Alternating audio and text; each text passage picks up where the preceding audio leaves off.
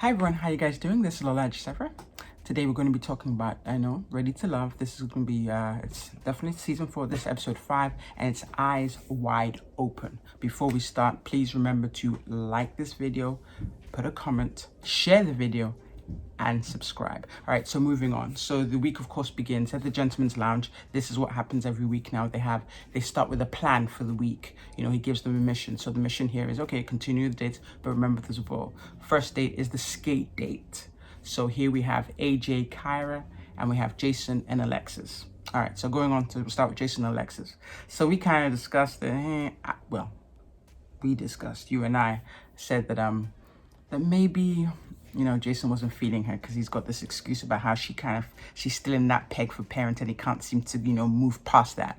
So what I do like about what Alexis did this week is she's like, what, don't string me along, tell me if this is not going further, let's not waste anyone's time. And he does say that, okay, yeah, he still sees her as a friend, and so long and short, he's not really feeling her. We already know this. Next couple, AJ and Kyra.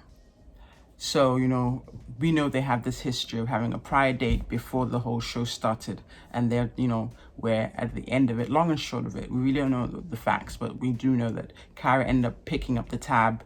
He didn't. Initially had an attitude, explaining something else. So here, the question now is, can people really move past the misunderstanding? If they had some sort of relationship and then separated, can they come back together and actually have that? And that really is the question here. Are they playing the game, or can they truly move past what happened to them? I don't know.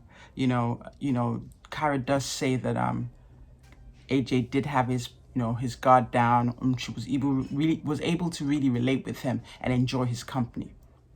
They do seem to have a good, easy chemistry, like a nice little flirty energy was between them. But yet again, are they both playing the game to stay the longest, or do they actually have a true interest in each other?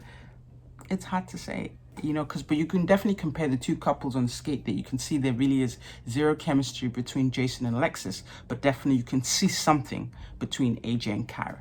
This is left to be seen. I'm just gonna hold out judgments on this, but just keep watching them, because some people in real life can actually go back to someone they've had something with, and others say they never look back. I don't know what kind of people they are, so it's hard to say what's going on with these people. So we'll see. Next date, here we have Stacy and Ron. It's a home date. Stacy goes to meet Ron over at his place. And what I do like about what was shown here was Ron actually made an effort to find out what she liked. Apparently seafood, got seafood. She likes champagne, got champagne at home. Stacy arrives. I'm not particularly crazy about her choice of outfit. It was a little too much for a home date. A little too overexposed. I'm not sure if that's just her style or it's neither here nor there. But anyway, they get to the date, and very early on the date, she starts, they start talking about who's in my top. He does happen to mention that, she and a friend of his, who we now at this point know is Chris. So Chrysanthemum and Stacy are now become really good friends and have named themselves Frick and Frack because they talk all the time, they're close, they love you, blah, blah, blah, blah, blah. So Frick and Frack has now been created. So he goes on to say that, yeah, so I do like you, I do like Chrysanthemum. And Stacy almost immediately starts pushing. So who's your number one? Who's your number one?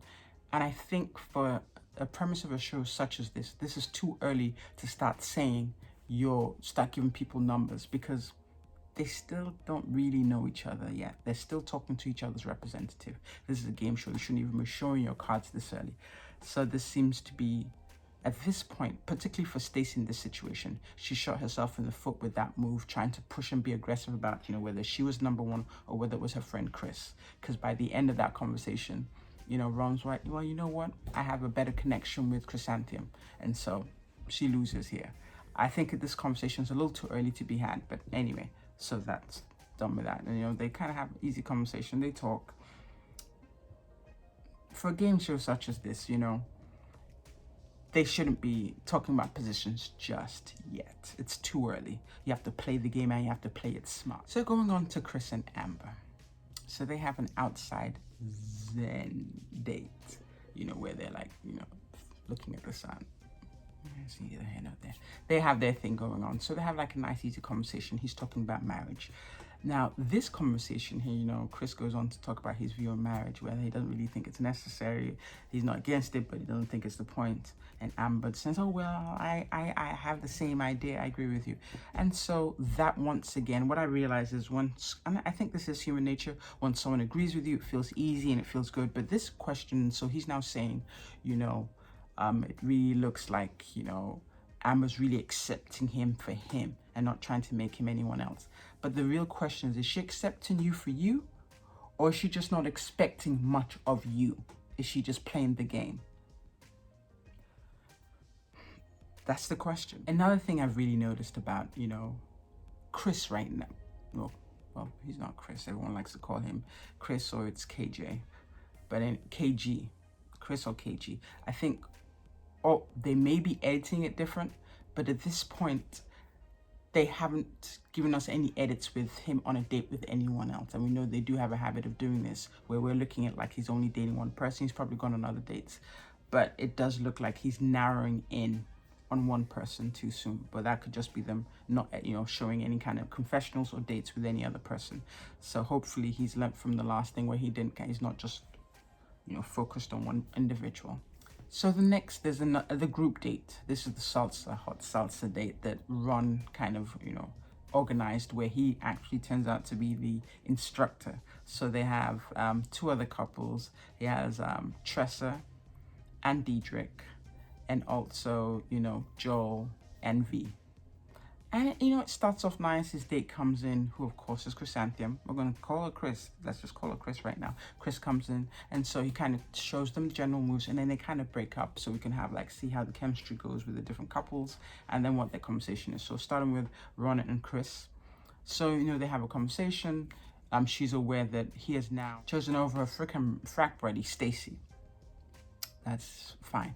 But then again, once again, she starts having this conversation about who's your number one. I know you have it's too early. And as far as I'm concerned, can definitely be a turn off to those playing the game. It's way too early to start saying, well, apparently he's having, you know, we get introduced to the fact that he's getting on really well with Lexus. They have a lot of conversations, speak literally almost daily. And so at this point, she's saying she has the understanding that to him right now, Alexis is number one, but she doesn't play the number two position. Sis, it's still too early to have that discussion. Just play your cards close to your chest. That's what you're meant to do. It's a game. You know this. But anyway, this is here no there. Moving on to the other couple. So you see, you know, Tress and Deidre. This is like the struggle of struggle couple. They're struggling. You can see there's no chemistry. You know, it's just, yeah. I don't want to, yeah. Next couple, of course, Joel and, you know, my lady V. You can see definitely this is when you really can envision and visualize and see the chemistry. They're talking, they're moving, gliding. Nice little cute date. Right after that, we have a now single date with, you know, Tressa and Diedrich. And this kind of confirms what we saw in the dance date, that there really isn't, there's zero chemistry between them. There was an awkwardness with the conversation. She walks in, I think she says something about Papa. I'm not sure if that's a term of endearment, but even their conversation, the body language, you know, it was stilted. And I think even her confession at this point. So she did ask him a question, and the way he answered the question was kind of like, you know, saying that if someone likes you, you would know. So we know there's a lot of editing here, so we don't know if he actually did answer her question directly, or if they just kind of, you know, piece it together to make it look mysterious. But we, you know, a blind man can see that these two don't really have any chemistry. I'm not sure if Diedrich was just trying to give her another chance, or, you know, the question here, when you think about this point here is, you know, when two people meet, if there's no attraction in the beginning, can it still be considered genuine and real? Can it actually develop to a great attraction? And that just differs across the board. You'll have lots of people say when they first met, they were not checking for the other person. And some others will say that, you know, as soon as they met, there was a connection. Clearly, these two didn't seem to have a connection in the beginning. He, you know, said he was going to give it a chance. Yeah, nothing to see here, folks. This is it for them. And I think they both know once they're walking out of that, it was the spice date, once they're walking out of the spice store, I think they both were the understanding that it's an 86 right now. It's dead here. So now opening up the big ball, you know, the mask ball, they come and start. So there's certain people that you notice. I'm going to talk about everybody, just people I noticed. First person, of course, Chrysanthemum looked nice. She was in red, nice little red matching mask. She looked good. Sis, you look good. Going on to the next person, AJ, and AJ's just been AJ for me. But all the ladies, he's been in the top 3 for a lot of the ladies.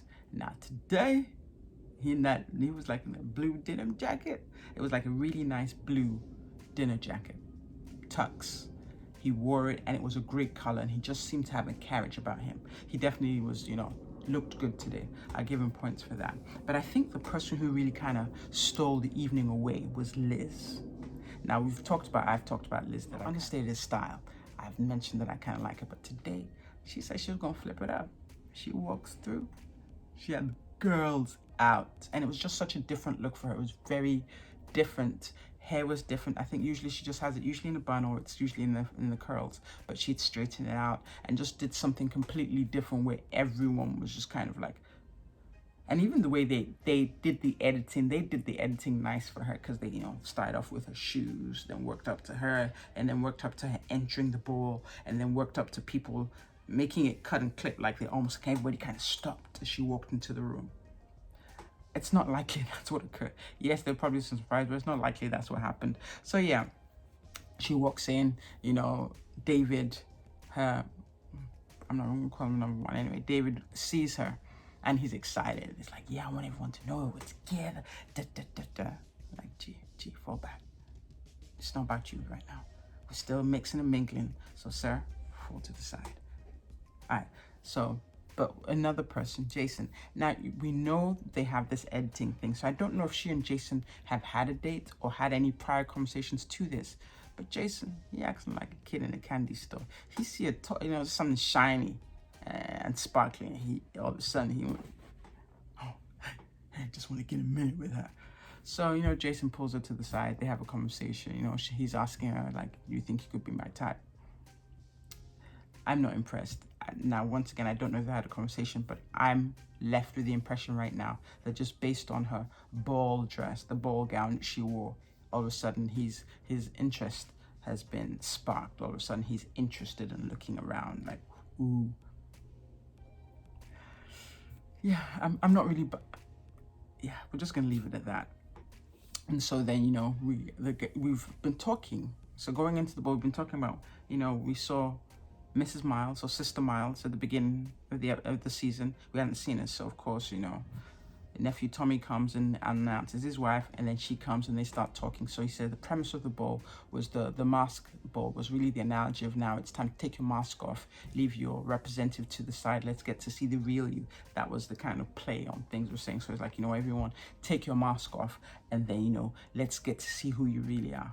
That's a lovely idea. It's a sweet, cute idea. But the truth is, the premise of this show, the way they've made it, and the fact that they have to literally compete and play a game and play smart, it's really hard for people to really let it down. It's really hard. That's hard for that to happen. So I'm not sure how they want everyone else to be themselves in the premise of what's going on.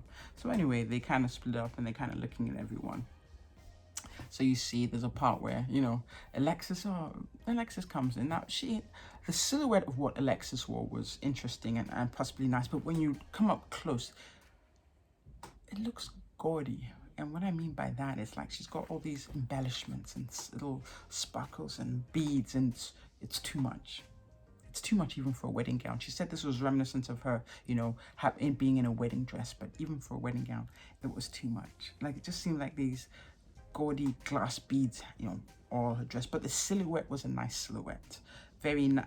It did fit well. It got like a nice long train. But when you looked up, it was, yeah.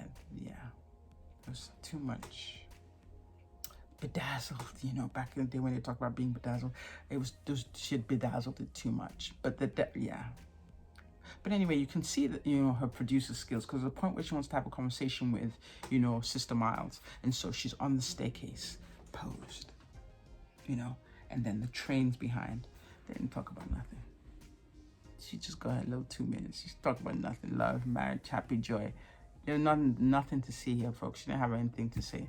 But I'll give you that scene, Lexus. I give you that scene because you definitely had your stuff sprayed on the staircase. But otherwise, you had nothing here. And so, you know, another main conversation that happened at this ball was the frickin' frack conversation, because, you know, Stacy and Chris appeared to seem to be together, cracking jokes all the time. And so this is another thing you would think about is like, you know, the frickin' frack thing, you know, two close girlfriends versus the, you know, the guy code.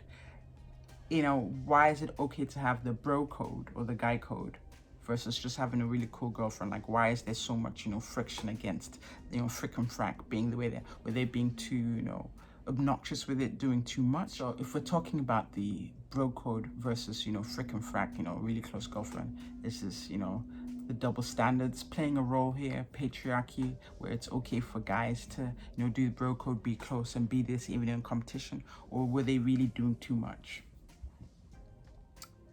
I think in this instance, they were doing too much. It's left to be seen, because you do see in all past episodes, there's always a bro code. Like, the guys don't tackle, they don't fight, they don't nothing over any of the ladies. Whereas you always feel like the ladies have an undercurrent of tension underneath everything. They smile, but like we've said before, that your body language is louder than your words. So yeah, it's, you know, girlfriends, frickin' frack versus the bro code. But in this situation, these two young ladies were a little too much, both in their personalities and the way they played it out. I think that's what it is. But this also is something that we should consider. Like in other situations, women judged for the, you know, for the same thing a guy is praised for. That is true. But today, for Stacy and Chris, those two young ladies were doing too much. They were, because it got to a point where Stacy is sitting, you know, standing next to Ron, and now that she knows that Ron has kind of chosen Chris over her, she's pushing like, "Are you the alpha?" Like, dude, sis, nah. Let's put it like this.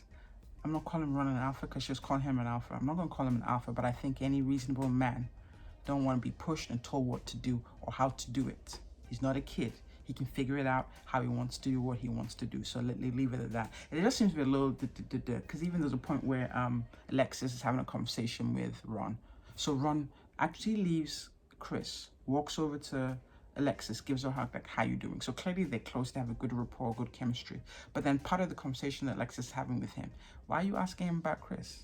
Like, why are you mentioning to him, like, you think she wants you for the right reasons? Are you part of the competition, or are you acting as a coach or a counselor? Choose one, because you can't be both. Sis, you play your part and leave the rest. If it's yours, he's yours. If it's not, then he's not. But anyway, so yeah, that little I went crazy about it. But, you know, otherwise, you know, the colors we saw, nice silhouettes. End of the ball. So we've got the premise of the ball. It's done. So going on to the gentleman's lounge. This is now the end of the week. You know, everyone recounting, you know, Liz's outfit. Joe will talk about, like, he still needed icy hot. He had to turn his neck so far. I thought it was a cute little joke. That was nice. So everyone didn't realize that, you know, Liz came with it. David is feeling proud of himself, like he already put the ring on her finger. David, no, not yet. Sit down, sir. But anyway, so they have the conversations, and so we have 2 elimination dates scheduled where they have the conversation. So they talked about, surprisingly, you know, of course, they ask, so who was in your bottom? So we know for David, definitely Stacy is there. AJ, we hadn't really seen him kind of, not do too much with, you know, with Stacy. He's talking about frickin' frack, and he thinks that, and he think his words were, he feels like Stacy prevents, you know, anyone from getting to Chris. Stacy once again shot herself in the foot with David. Ron, of course, he had ended up choosing Chris because Stacy had pushed. So Ron saying Stacy. And then even Joel says something like, Stacy can be a little bit too aggressive, and so he wasn't interested. So right there, surprisingly, in, I want to say in Ready to Love history, one of the ladies who was considered a top, because I don't think anyone will argue or question the attractiveness of Stacy. She's a beautiful woman. After 3 kids, definitely still looks nice. But the question here is, or the statement here is, we'll start with the question. Is pretty enough? Ladies and gentlemen, at the end of this gentleman's lounge, you can see that pretty is not enough. Because no one can say that Stacy is not beautiful. But they put an elimination date. Everyone wasn't feeling her. And then somebody, they always have the two low ones. And so everyone else was like, yeah, I'm not really feeling Tressa. The person who'd fought for Tressa in the past, Diedrich, he's confirmed, like, yeah, there's nothing really there. That if you have to do the struggle love, he struggled to flirt, struggled to hug, struggled to do everything. It's not there, folks. Nothing to see, folks. So they have the two elimination dates scheduled. I do wonder how they decide who is going to sit on the date, because some of these dates, can be uncomfortable. You see someone giving them bad news. Not everyone's good at that. Not everybody wants to do it. But of course, to sit down with Stacy, somehow he was either nominated or he chose himself. David is there. Payback's a B. So David is on a date with Stacy. David sitting down. You can see he's feeling like his confidence level is different from their Pilates date. He's sitting back. He's looking at her. He's like doing this. Stacy knows what's up. She knows something is going on, because why they have another date after they had that conversation? She knows that this is possibly a warning or elimination date. So she's sitting back looking at him, and then he breaks it. That the guys think you're this. Anyway, they've deemed you not ready to love. She's shocked. And I think really for Stacy, as the tears flow, because she said she felt cheated. Says, I don't know why you felt cheated. It said something about being truth. This is a game. I don't know where you're getting truth from, all this. Part of me was like, I saw it coming, or you probably deserved it, or all these negative things. But she's crying. She's probably not been in this position before, because she's always been considered, attractive, beautiful, the top lady, the top chick. So suddenly in this scenario, on a platform, a huge platform, she's been more or less rejected by more than one person. I guess that is a bit of a something to swallow. That's a big bite to swallow. So I get it. But then the tears, you've been cheated. She kept saying this word, cheated. What were you cheated out of? This is how everybody else has been eliminated all seasons thus far. Like, what makes you different that yours is you've been cheated? I suppose on a reunion, she's going to have to explain her cheated thing for us, because they did the same thing they've been doing for others, henceforth. So, but yeah, she's tearing out. Yeah. And then, in her confessional, she's talking about, she really, got in with her kids. Says, this is a game show. I'm not sure how you really expected you were going to see your husband there. I'm happy that you had hopes. But, the truth is, you being eliminated here doesn't mean that you're not going to find someone else. It just means that you're off the show. That's all. You shouldn't have any trouble. You're an attractive lady. But I think there also is a point where you also want to address how you deal with people. But then again, we find from, interviews that sometimes they just come off funny on the camera. So this is yet to be seen. We'll see. But for now, next elimination date is between Joel and Tressa. Now, Joel, he's sensitive, he's kind, gentle. He's like, talking with her, I'm not sure if Tressa expected, I'm not sure. But they sit down, he's talking with her. He finally kind of says, you know what, Tressa, the guys aren't really, checking for you. Let's just put it like that. Guys aren't really checking for you. So I'm here to, not a warning, to eliminate. And then she pauses and thinks. But, there's a sadness, but there was no surprise. She's not unfamiliar with rejection based on appearance or size, whatever it is. This is not new for her. So she takes it in, but during her, and Joel was gentle because, he's a gentle person. He was talking with her. He was also kind of tapping her shoulder, holding her arm, just kind of soften the blow. So he was probably the great person to do that for her. But when she had a little confessional outside in front of the venue, then she had the tears and kind of said, it'd come to an end. I don't know if anyone was surprised at this point. And that, of course, leads to the age-old question, what guys want, what did they like? Was there an issue with her size? So she was, full-figured woman. Was it the size that no one felt? Or was it something else, how she looked, how she carried herself? Because I think we all understand that size, you don't have to be a size 0 to dress a certain way or to get people's attention or to walk into a room and take over it. It's not necessarily size, it's the way you drape that size, the way you carry yourself, different things. I personally, looking at her, I wasn't crazy about the hairdo. Not because it was an afro in texture, but it didn't seem to suit her face properly.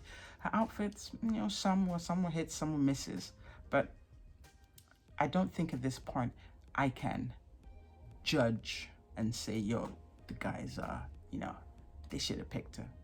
Because the truth is, You can't fake attraction. If they weren't attracted, they weren't attracted. These were 10 guys in a short period of time. You know, they go with what they know. Now, there are going to be lots of other people out there they'll find attractive. Of course. This is an artificial situation. So this situation did not work for her. They didn't get to see her strengths. She didn't get to play up to her strengths. Some of the ladies were able to do more. But you know, there's so many other things she could do. So I don't want this to be a conversation about, yeah, it's because of her size. It's because there are different ways to package, you know, different. Like if you think about, you know, when Jill Scott, for example, Jill Scott's not a size 0. But when she gets herself together and she gets her energy out, she can blow anything out the water. She can blow anyone out the water. So I don't want this to be a size issue here, because this is just 10 guys out of a whole nation. And, you know, the truth is, sometimes the question is, you know, is the pool smaller for a woman who's a plus size? And it possibly is true. It probably is small, but it doesn't mean it's not there. So I think that's it. So going on with her, you know, Tressa has gone home. She definitely did appeal to most of us watching it, because she definitely had, you know, a nice personality. You could feel her pain, and she was a good person. I think in this situation, it was hard for anyone to sit down to get to know her. One, in this frenetic speed of meet, make, link, no, next week someone's eliminated. It was too much. So this was not the avenue for her. I'd love to know people's different interests as to what made them go onto the show. But yeah, so she's gone home, and we're down 2 ladies. That leaves a really not a bad number. So now we have more guys, right? So we'll see how this plays out. But it's becoming interesting. This is a surprise, because I would say in past seasons, I don't think they would have eliminated someone who was 1 week almost everyone's top, and the next week just fell down the board. Like, I don't think that's happened before. Like, everyone's top all of a sudden is eliminated 1 week. So definitely you see the way the show is kind of rolling. Nephew Tommy wasn't kidding when he said they've got all these surprising things that, like, they're gonna be cutting. Like, last season was not a good season. Season 3 was not a good season for them. So they're trying to make sure that doesn't happen again. So they're chopping, dicing, and really switching things up. So they really want to get couples that really stick together. I get it, you know. So everyone stay tuned, see how this rolls out. So for now, you know, definitely like the video, make a comment, and subscribe. Lola, over and out.